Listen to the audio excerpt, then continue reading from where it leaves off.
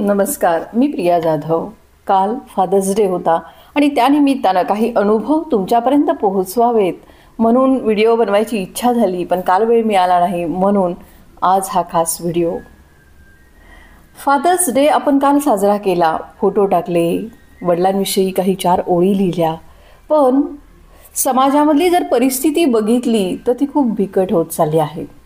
आमचा Joy of giving म्हणून महिलांचा गट आहे की ज्या गटातर्फे आम्ही अनाथाश्रम वृद्धाश्रमांना मदत करतो.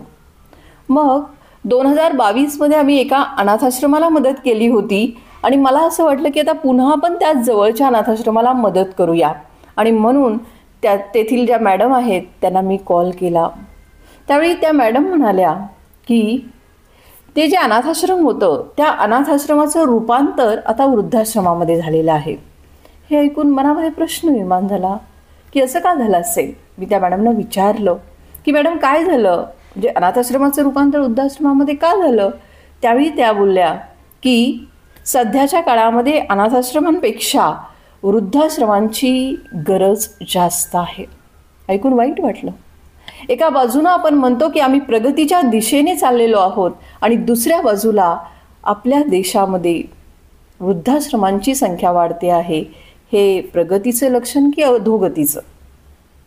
जिथे ज्यांनी आपल्याला जन्म दिला त्या आई वडिलांचे काही ऋण आपल्यावर असतात, हीच भावना मुलांच्यामध्ये नाही, तिथे बाकी सगळ्या गोष्टी म्हणजे देश समाज या गोष्टी तर खूप लांब झाल्या.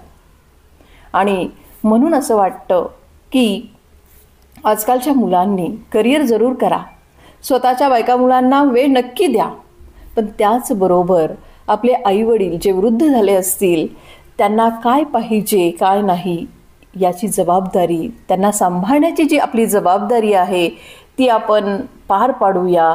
आणि आपल्या देशाची जी संस्कृती आहे ती कुटुंब व्यवस्थेमुळे आजपर्यंत टिकून आहे. त्यामुळं या कुटुंब व्यवस्थेला कुठेही तडा जाणार नाही याची जाणीव आपण सगळ्यांनी ठेवली पाहिजे. रामदास स्वामीसुद्धा म्हणतात की बायका मुलांची स्वप्न पूर्ण करण्यासाठी तुम्हाला भरपूर कालावधी आहे, पण ज्या वृद्ध आईवडिलांनी तुमच्यासाठी स्वतःची स्वप्न त्यागून तुमच्यासाठी खर्च केला, तुम्हाला वाढवलं, त्या आईवडिलांना तुम्ही कधीच विसरू नका. आणि त्यांची काही स्वप्न असतील छोटी मोठी ती तुम्ही जरूर पूर्ण करा. सुधांशू महाराज म्हणतात की तुम्ही मंदिराची पायरी चढला नाही तरी चालेल, पण आई वडिलांचे आशीर्वाद नेहमी तुमच्या पाठीशी असले पाहिजेत. बाकी काही आशीर्वाद नसले तरी चालतील, पण ज्यांनी आपल्याला जन्म दिला त्यांचे आशीर्वाद कायम तुमच्याबरोबर असायला पाहिजेत. आणि तुमच्याकडून अशी कोणतीच कृती घडली नाही पाहिजे की ज्यामुळं आपल्या आई वडिलांच्या डोळ्यामध्ये अश्रू येतील. त्यामुळं मला असं वाटतं की आपण सगळ्या तरुण मंडळींनी आपल्या घरामध्ये जे वृद्ध आई वडील आहेत त्यांची काळजी घेऊया.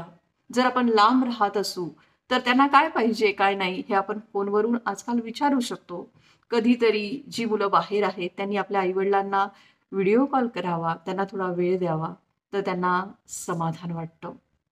आता दुसरी बाजू, आई वडील म्हणून भावनांच्या आहारी जाऊन आपल्या मुलांच्या करिअरसाठी शिक्षणासाठी आई वडील पूर्ण आपल्याजवळ जो आहे तो पैसा लावून शिवाय कर्ज घेऊन मुलांना शिक्षण देतात. आता हे करणं किती योग्य आहे.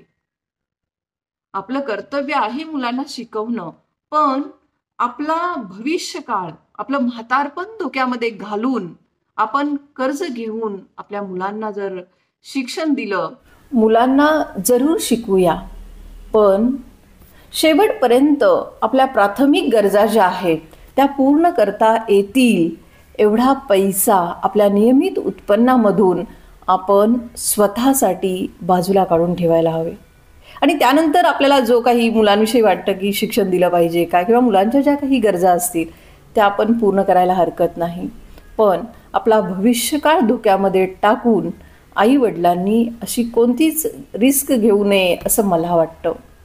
आणि मुलांनी आपल्या आईवडिलांनी जे आपल्यासाठी केलेलं आहे, जे उपकार त्यांचे आपल्यावर आहेत ते कधीच विसरू नयेत. आणि त्यासाठी दिवस साजरा करायची खरोखर गरज नाही. आपण रोजच आपल्या आईवडिलांची कृतज्ञता मानून दिवसाची सुरुवात करायला हवी. धन्यवाद.